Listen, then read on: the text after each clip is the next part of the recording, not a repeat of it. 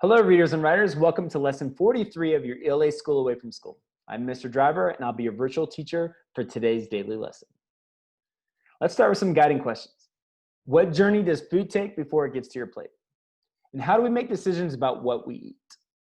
Remember, we'll continue addressing these questions through all of our work today and on to next week. All right, time to go ahead and get those materials out for today's daily lesson. You're going to need your copy of the text, We Are What We Eat, Hunting the Hads Away with Bows, Arrows, and Ingenuity. Your copy of lesson number 43, the lesson number 43 writing activity sheet, as well as a pencil. Go ahead and pause the video here while you get your materials.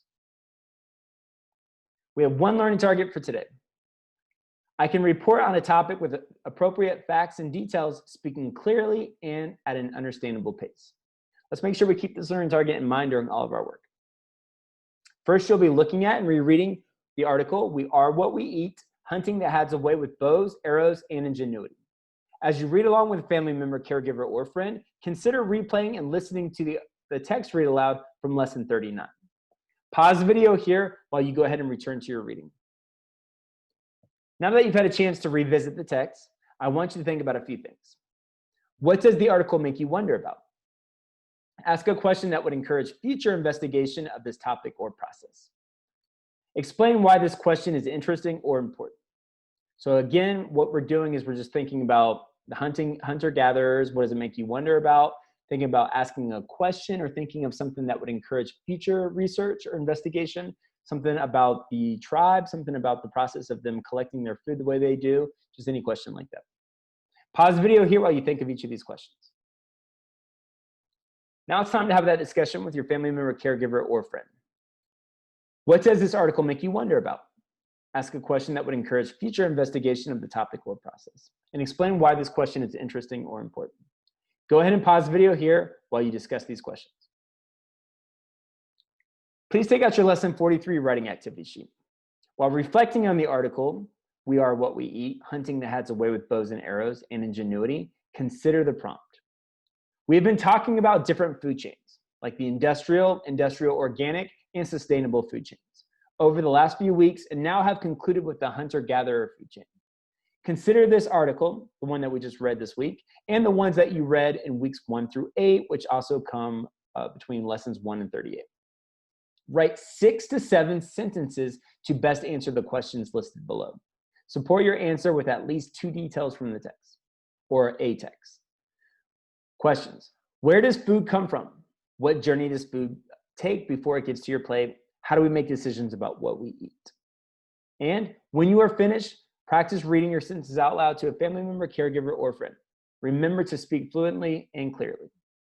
So, when we consider the prompt, what we're doing is we're looking at the article that we read this week, but also thinking about maybe picking 2 or 3 articles that we read in the previous weeks. Where does your food come from? And think about the journey that it takes. So if, for example, you live in another country like Africa and you're thinking about, another continent like Africa, and you're thinking about the tribe that was being hunter-gatherers, you get to answer the question from their perspective. If you're thinking about the local sustainable farmer who possibly was raising their turkeys that they could track them down on Thanksgiving, think about it from their perspective. So where does food come from? What journey does food take before it gets to your plate? And how do we make decisions about what we eat?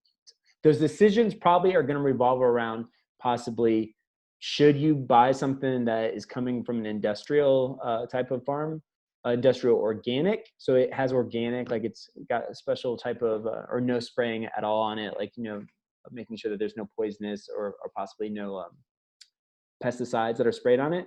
Or sustainable. Sustainable would be like a local person who might do something, grow it themselves in their backyard, as well as things like that. So thinking about the different types of food chains, what you're doing is you're basically just considering what journey does your food take before it gets to your plate, and how do we make decisions about what we eat.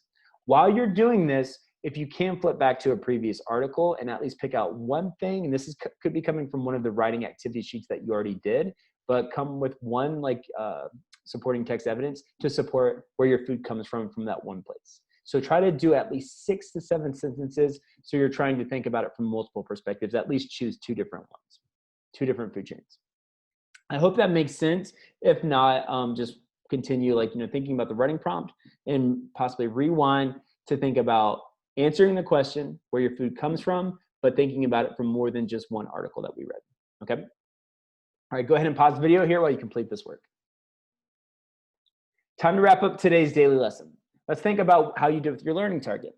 So you're supposed to report on the topic with appropriate facts and details, and then speak clearly at an understandable pace. So I'm sure most of you probably had a chance to write down, thinking about that prompt, thinking about where your food comes from and how we make these choices.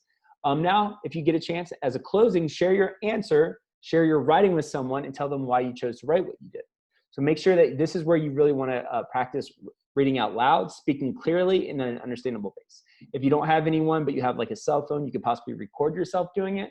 You could also ask just a little brother or sister or a cousin or someone to listen to you while you do it, okay?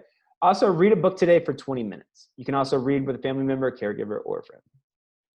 We're going to show off your reading fluency, so I want you to read that passage from this week's article at least one last time. Read that to a parent, caregiver, or friend, and then celebrate your reading fluency with that person.